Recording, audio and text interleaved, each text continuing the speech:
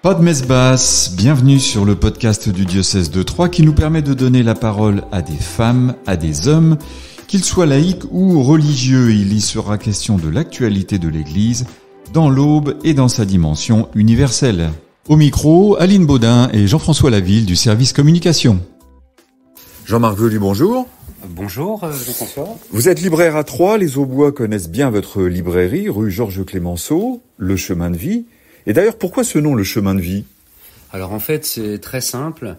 Quand j'ai repris l'enseigne en 2005, c'était l'ancienne La Procure, qui avait des soucis financiers, donc il fallait changer de nom. Et donc j'ai demandé autour de moi, et c'est le père Michel du monastère Notre-Dame de la Sainte-Espérance de Ménil-Saint-Loup qui m'a dit « il faut mettre de la vie, il faut mettre du peps ». Pourquoi ? Parce que le monde, on reçoit beaucoup de gens au monastère qui sont tristes, et qui sont un peu dans le noir, et donc il faut leur donner de la lumière et de la vie. Et donc j'ai trouvé dans l'évangile de Saint Jean, au chapitre 14, « Je suis le chemin, la vérité, la vie ». On l'a condensé, et on s'est dit, les gens sont sur leur propre chemin, chacun vit son chemin, mais on peut être heureux, sortir des ténèbres et retrouver la vie en suivant le Christ, et c'est le chemin du Christ qui nous mène vers la vie, avec un V majuscule, vie éternelle. Donc pour avoir de la lumière et de la vie, il faut venir vous voir. Alors vous êtes spécialisé dans la littérature religieuse, notamment. Qu'est-ce qu'on entend exactement par littérature religieuse ? Alors la littérature religieuse, c'est tout ce qui est lié aux écrits bibliques d'abord. Ensuite, il y a toute la théologie, l'étude de Dieu. Ensuite, il y a tous les écrits catéchétiques. Et après, il y a tous les écrits liés à la liturgie. C'est-à-dire tous les sacrements, tous les offices quotidiens et dominicaux. Ensuite, il y a la liturgie familiale, c'est-à-dire la prière personnelle chez soi. Ensuite, nous avons les écrits, la spiritualité, les écrits des saints et des grands témoins. Enfin, je dirais, il y a tous les livres sur la famille. Alors, aussi bien les livres liés aux jeunes couples, au mariage, à l'éducation des enfants, puis tous les livres pour les enfants, bien sûr. Donc tous ces livres constituent la littérature religieuse, auquel on peut ajouter, bien sûr, les livres d'art, toutes ces cathédrales, toutes ces abbayes, ces chapelles, ces églises qui sont représentées, toutes ces œuvres d'art, dans de magnifiques livres. Voilà pour l'essentiel, disons. Alors, on est toujours surpris quand on va dans votre librairie de la diversité, du nombre d'ouvrages. Est-ce qu'on a une idée du nombre d'ouvrages publiés chaque année autour de ces thèmes ? Alors, c'est difficile à dire, mais chaque jour, on sait que minimum, il y a 5 livres dans le domaine religieux qui sortent des presses. Donc, c'est considérable. Chaque matin, nous recevons à la librairie, pour vous situer, 20 cartons. Ça représente à peu près 500 livres tous les matins. Donc, il y a un va-et-vient de nouveautés. Et les livres que l'on ne vend pas, les éditeurs nous les reprennent, et donc ça permet d'offrir aux clients une offre magnifique dans le domaine religieux, et puis d'aider les gens surtout à retrouver de l'espérance dans un monde qui est pas facile actuellement. Quels sont les thèmes les plus fréquemment abordés ? Alors les thèmes les plus fréquemment abordés, je dirais que c'est les gens cherchent un sens à leur vie. Voilà. Donc les thèmes abordés, c'est ça. C'est qui est Jésus quand ils viennent nous voir. Chaque jour, on a à peu près 50 personnes qui rentrent dans le magasin. C'est à peu près 100, mais il y en a 50 qui passent en caisse et ils nous disent toujours on a choisi de rentrer chez vous parce que on trouve des produits qu'on trouve pas ailleurs et on voudrait savoir qui est Jésus. Alors nous, la question simple, on leur propose de lire la Bible, de lire l'Évangile. Quand on n'a jamais abordé la Bible, c'est compliqué, donc on leur propose de lire l'Évangile et de connaître ainsi la vie de Jésus. Et puis la deuxième question qu'on nous pose, c'est comment on communique avec Dieu. Alors ça, c'est tous les jours. D'accord, on va connaître Jésus, mais comment on fait pour communiquer avec Dieu ? Ça se passe comment ? En gros, ils veulent savoir comment on prie. Donc parfois on récite un Notre Père dans le magasin. On leur dit écoutez, assistez à une messe parce qu'il faut faire partie d'une communauté quand on est chrétien. Si on est un chrétien seul, on va avoir du mal. Donc il faut aller à la messe. Pour voir un peu comment on prie. Mais ils nous répondent, certains sont déjà rentrés dans une église et ils nous disent oui, mais on voit des gens qui se mettent debout, qui s'assoient, sur la feuille c'est pas marqué. D'un seul coup ils donnent des réponses, c'est pas marqué sur la feuille. À la sortie de l'église, on cherche à parler à des gens, mais ils sont par groupe, on se sent un peu seul et puis on s'en va. C'est vrai qu'il y a une soif de connaître Jésus, de prier et puis aussi de rencontrer des chrétiens. Et souvent ils me disent, mais où sont les chrétiens à Troyes? On a du mal à en rencontrer. J'ai une anecdote qui est assez intéressante. J'ai des gens de Nouvelle-Calédonie qui sont passés cet été, un jeune couple avec 2 enfants. Ils venaient pour la Coupe du Monde de rugby. Et ils me disent, à Troyes, vous avez une ville magnifique. Vous avez des églises magnifiques, des vitraux, des sculptures du XVIe siècle. Mais ils m'ont dit, il y a un truc bizarre. Nous, en Nouvelle-Calédonie, les gens, ils viennent dans les églises pour prier. Il dit, à Troyes, ils viennent voir des églises comme s'ils allaient dans des musées. Et ça les a beaucoup choqués. Alors moi, ça m'a interpellé, puis je me suis dit, mais c'est vrai que finalement, beaucoup de gens prient chez eux, à leur domicile, et puis ils vont à la messe le dimanche. Mais la semaine, ça serait peut-être une bonne idée que chaque chrétien de l'Aube se dise, tiens, je vais aller passer 5 minutes cette semaine pour prier dans une église, au lieu peut-être de prier chez moi aujourd'hui. Et peut-être que je vais rencontrer des gens qui ont besoin de connaître Jésus. Le message est passé. Alors, vous parliez des thèmes traités. Beaucoup d'ouvrages traitent aussi des saints, qui sont un peu les ambassadeurs d'eux. Voilà. Quels sont les saints les plus souvent évoqués dans les ouvrages? Alors, le saint, je dirais la sainte la plus demandée ou la plus recherchée, ou sur laquelle il y a le plus d'écrits, c'est Sainte Thérèse de l'Enfant Jésus. Bien sûr. Énormément de personnes, j'allais dire c'est tous les jours, viennent chercher des écrits de Sainte Thérèse, l'histoire d'une âme, ses lettres, ses poésies, ses pièces de théâtre, etc. Et parce que je pense qu'aujourd'hui, dans notre monde, les gens cherchent la confiance. Et elle a le message de la petite voix vers Dieu. Elle, si elle pouvait monter dans un ascenseur pour aller au ciel, elle le ferait. Donc en fait, elle a une façon d'approcher la foi qui part du cœur, qui a un élan du cœur. Et c'est la foi facile, j'allais dire, où on se met dans les bras du Seigneur et on s'abandonne. Donc ça passionne les gens. C'est Sainte Thérèse très largement. Après, il y a des saintes comme Mère Teresa. Là, j'ai pris cet ouvrage. Mère Teresa est, je dirais, est très lue aussi. Pourquoi? Parce que Mère Teresa, elle est tournée vers les autres et c'est l'amour du prochain. Et en fait, on peut pas être chrétien, comme dit le pape François, si on n'est pas au service des autres. Et Mère Teresa le dit très bien. Il faut d'abord soit aller à la messe, adorer, prier, et après le trop plein d'amour qu'on a en soi, on va le donner aux autres. On va aimer, on va aider quelqu'un à s'habiller, on va lui donner à manger, on va passer du temps avec, on va discuter, et voilà. Et Mère Teresa, il y a une de ces phrases que j'ai là devant moi, c'est quand l'amour est là, Dieu est là. Et donc ça, c'est quelque chose de fort. Mère Teresa, Sainte Thérèse, et puis il y en a d'autres, bien sûr, François d'Assise et bien d'autres. Pour les jeunes, en ce moment, il y a beaucoup Carlo Acutis, parce que les jeunes sont très attirés par lui, parce qu'il aimait l'informatique, il était surdoué. Et donc c'est quelqu'un... les jeunes mères de famille viennent beaucoup aussi pour Carlo Acutis. Ouais. Oui, d'accord. Et Claire de Castelbajac aussi. Voilà. Alors, Dieu, Jésus, les saints, les évangiles, la Bible, c'est pas très nouveau. Alors, est-ce qu'aujourd'hui, quand même, dans les littératures religieuses, vous avez des thèmes nouveaux, ou une manière nouvelle d'aborder ces sujets qui sont effectivement très anciens? Oui. Alors je dirais qu'aujourd'hui, il y a beaucoup de livres qui sortent, qui sont plus adaptés peut-être à une communication d'aujourd'hui, c'est-à-dire qu'on va avoir des mangas, on va avoir des BD, on va avoir des dessins qui sont dans un trait de crayon avec des textes qui vont toucher peut-être plus les jeunes.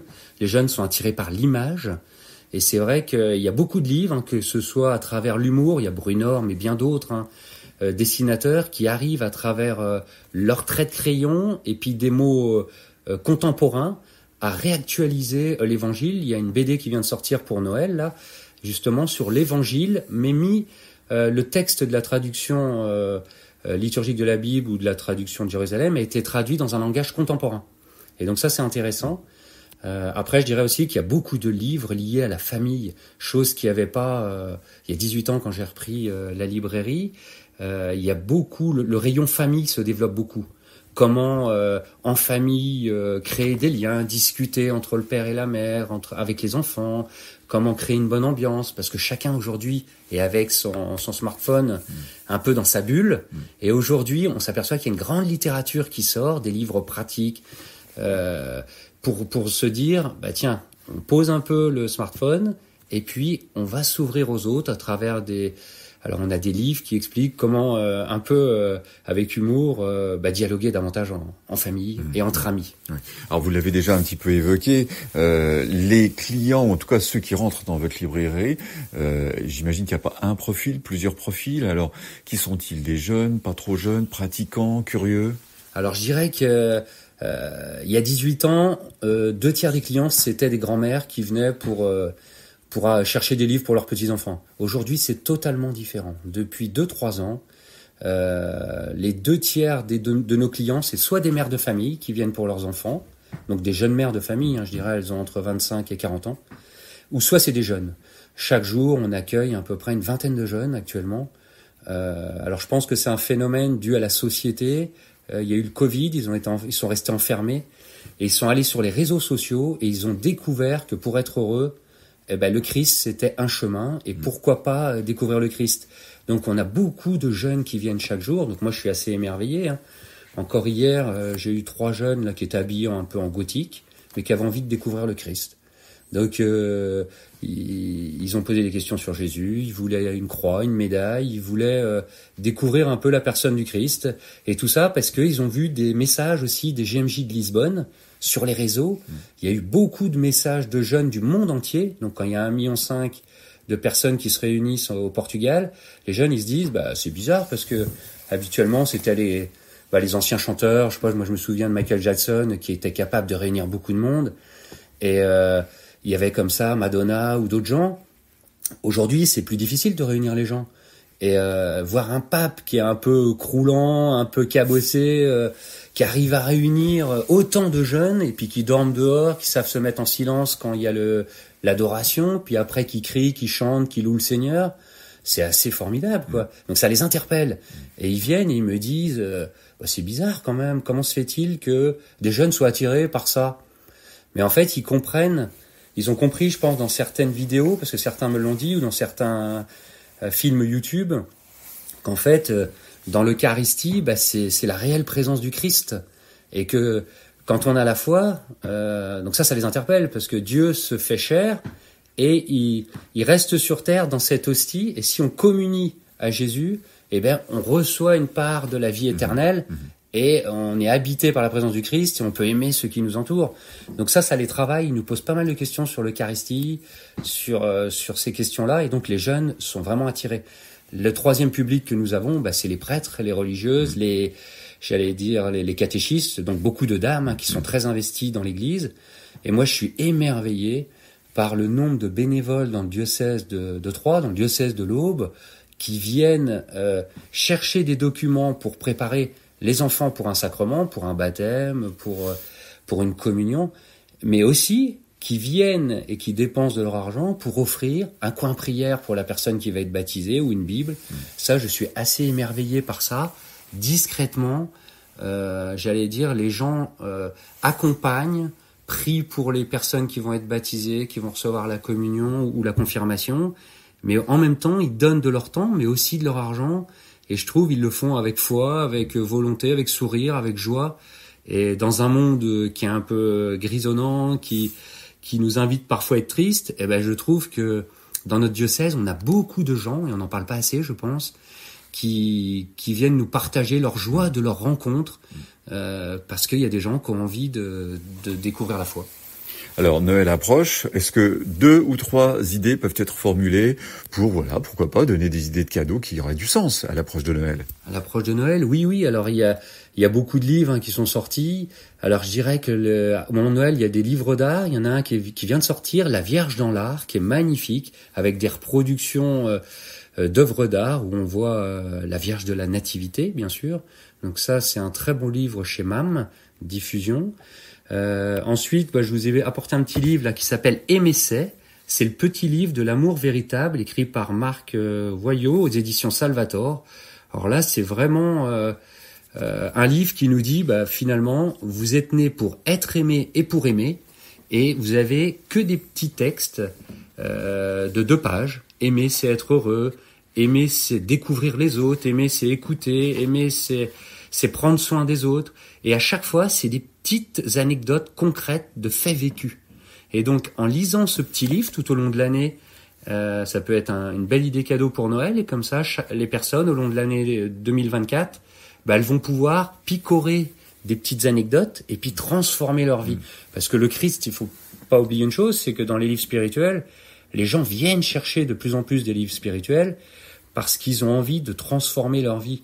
Et quand on lit les témoins de la foi, les saints ou la vie du Christ, eh ben, ça nous invite à changer notre vie, à la transformer pour apporter de la joie, de la paix aux autres. Et tout à l'heure, vous parliez de Mère Teresa. Voilà, donc je vous propose aussi ce livre, Quand l'amour est là, Dieu est là. C'est un livre de chevet aussi qu'on peut lire chez Artege. Et ça, c'est des petits messages que Mère Teresa donnait à ses sœurs. Et je dirais, c'est des vitamines C le matin, c'est des vitamines célestes, C céleste. Donc ça permet aussi, je pense, d'avoir la pêche, donner la joie aux autres. C'est que des petits messages comme ça. Quand on se lève peut-être du mauvais pied le matin, aller vers les gens qui ont besoin d'être aimés aussi. On croise quelqu'un dans la rue, c'est pas forcément lui donner une pièce, mais s'arrêter, écouter réellement avec son cœur la personne. Moi, ce qui me touche au chemin de vie, c'est ça, c'est que les gens veulent des livres pour apporter de la joie aux gens. Et je crois que c'est ça aujourd'hui. Les gens ont besoin de rencontres. J'abordais tout à l'heure le fait que les jeunes avaient besoin de rencontrer des chrétiens. Ils me disaient où ils sont à Troyes. On a envie de rencontrer des jeunes chrétiens. Je pense que c'est ça aujourd'hui. Il faut oser rencontrer, dialoguer, prendre du temps pour les autres. Alors ça peut être en offrant un livre, ça peut être en les invitant à rentrer dans une église, ou à prendre un café ou une bière à un bar, voilà. Alors le chemin de vie, ce sont évidemment des livres, des centaines ou des milliers de livres, mais pas seulement.